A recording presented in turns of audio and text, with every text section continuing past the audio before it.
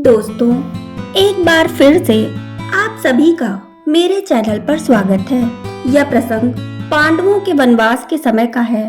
अपने वनवास के समय एक बार पांडव वेदव्यास जी के आश्रम में पहुंचे और उन्हें अपना दुख बताया। युधिष्ठिर ने वेदव्यास जी से प्रार्थना करी कि वे उन्हें अपना राज्य पुनः प्राप्त करने का कोई उपाय बताएं।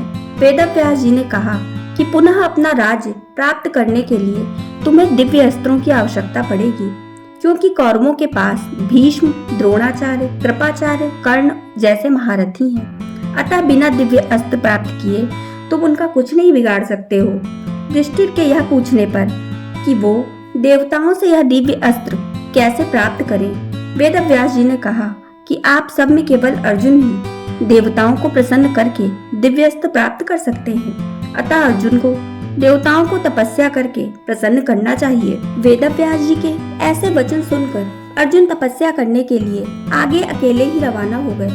अर्जुन उत्तराखंड के पर्वतों को पार करते हुए एक अपूर्व सुंदर वन में जा पहुँचे। वहाँ वे शांत वातावरण में भगवान शंकर की तपस्या करने लगे। उनकी तपस्या की परीक्षा लेने के लिए भगवान शंकर एक भील का वेश धारण कर उस वन में आए। वहाँ पर आने पर भील रूपी शिव जी ने देखा कि एक दैत्य शूकर का रूप धारण कर अर्जुन की घात में है। शिव जी ने उस दैत्य पर अपना बाण छोड़ दिया। जिस समय शंकर भगवान ने दैत्य को देखकर बाण छोड़ा, उसी समय अर्जुन की तपस्या टूट गई और दैत्य पर उनकी दृष्टि पड़ी। उन्होंने भी अपना गांडीव धनुष उठाकर उस पर बाण छोड़ दिया। शूकर को दोनों बाण एक साथ लगे और उसके प्राण निकल गए। शूकर के मर जाने पर भील रूपी शिव जी और अर्जुन दोनों ही शूकर को अपने बाण से मरा होने का दावा करने लगे। दोनों के मध्य विवाद बढ़ता गया और विवाद ने युद्ध का रूप धारण कर लिया। अर्जुन निरंतर भील पर गांडीव से बाणों की वर्षा करते रहे, किंतु उनके बाण भील के शरीर से टकरा टकरा कर टूटते रहे और भील शांत खड़े हुए मुस्कुराता रहा। अंत में उसकी तरकश के सारे बाण समाप्त हो गए। इस पर अर्जुन ने भील पर अपनी तलवार से आक्रमण कर दिया। अर्जुन की तलवार भी भील के शरीर से टकराकर दो टुकड़े हो गई। अब अर्जुन क्रोधित होकर भील से मल्लयुद्ध करने लगे। मल्लयुद्ध में भी अर्जुन भील के प्रहार से मूर्छित हो गए।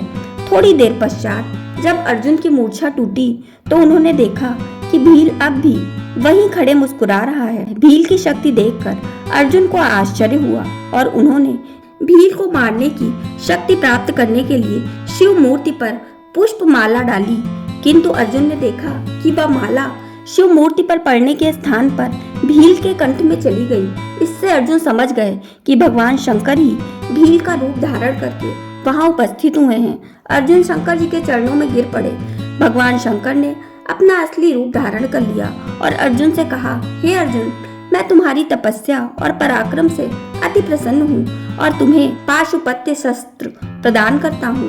भगवान शंकर अर्जुन को पाशुपत्य शस्त्र प्रदान कर अंतर्ध्यान हो गए। इसके पश्चात वहां पर वरुण, यम, कुबेर, गंधर्व और इंद्र अपने अपने वाहनों पर सवार होकर आए। अर्जुन ने सभी देवताओं की विधिवत पूजा की। यह देखकर यमराज ने कहा, अर्जुन, तुम नर के अवतार हो तथा श्री कृष्ण नारायण के अवतार हैं। तुम दोनों मिलकर अब पृथ्वी पर भार हल्का करो। इस प्रकार सभी देवताओं ने अर्जुन को आशीर्वाद और विभिन्न प्रकार के दिव्य एवं अलौकिक अस्त्र शस्त्र प्रदान कर अपने अपने तीनों लोक को चले गए। अर्जुन के पास से अपने लोक को वापस जाते समय देवराज इंद्र ने कहा, हे अर्जुन, अभी तुम्हें देवताओं के अनेक कार्य संपन्न करने हैं, अतः तुमको लेने के लिए मेरा सारथी आएगा। इसलिए अर्जुन उसी वन में रहकर प्रतीक्षा करने लगे। कुछ काल पश्चात उन्हें लेने के लिए इंद्र के सारथी मातली वहां पहुंचे और अर्जुन को विमान में बिठाकर देवराज की नगरी अमरावती ले गए। इंद्र के पास पहुंचकर अर्जुन ने उन्हें प्रणाम किया। देवराज इंद्र ने अर्जुन को आशीर्वाद देकर अपने निकट आसन प्रदान किया।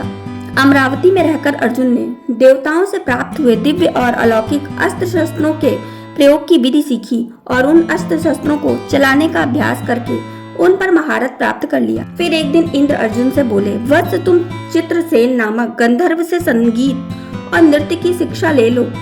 चित्रसेन ने इंद्र का आदेश पाकर अर्जुन को संगीत और नृत्य की कला में निपुण कर दिया। एक दिन जब चित्रसेन अर्जुन को संगीत और नृत्य की शिक्षा दे रहे थे, तब वहां पर इंद्र की अप्सरा उर्वशी आई और अर्जुन पर मोहित हो गई।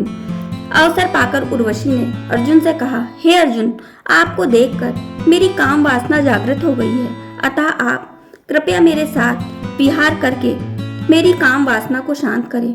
उर्वशी के वचन सुनकर अर्जुन बोले, हे देवी, हमारे पूर्वज ने आपसे विवाह करके हमारे वंश और गौरव बढ़ाया था, अतः पूर्व वंश की जननी होने के नाते आप हमारी माता के तुल्य हैं। देवी, मैं आपको प्रणाम करता हूँ। अर्जुन की बातों से उर्वशी के मन में बड़ा क्षोभ उत्पन्न हुआ और उसने अर्जुन से कहा, तुमने नपुंसकों जैसे वचन कहे हैं, अतः मैं तुम्हें श्राप देती हूँ कि तुम 1 वर्ष पुरुषत्वहीन रहोगे। इतना कहकर उर्वशी वहां से चली गई। जब इंद्र को इस घटना के विषय में ज्ञात हुआ तो वे अर्जुन से बोले, वत्स, तुमने जो व्यवहार किया है वह तुम्हारे योग्य ही था। उर्वशी का यह शाप भी भगवान की इच्छा थी। यह शाप तुम्हारे अज्ञातवास के समय काम आएगा। अपने 1 वर्ष के अज्ञातवास के समय ही तुम पुरुषत्वहीन रहोगे और अज्ञातवास पूर्ण होने पर तुम्हें पुनः पुरुषत्व की प्राप्ति हो जाएगी। इस श्राप के कारण ही अर्जुन 1 वर्ष के अज्ञातवास के दौरान ब्रह्मल्ला बने थे। इस रूप में अर्जुन ने उत्तरा को 1 वर्ष नृत्य सिखाया था। दोस्तों, यदि मेरे द्वारा दी जा रही जानकारी आपको अच्छी लग रही है तो कृपया मेरे चैनल को सब्सक्राइब करें, वीडियो को लाइक करें, शेयर करें तथा कमेंट करें।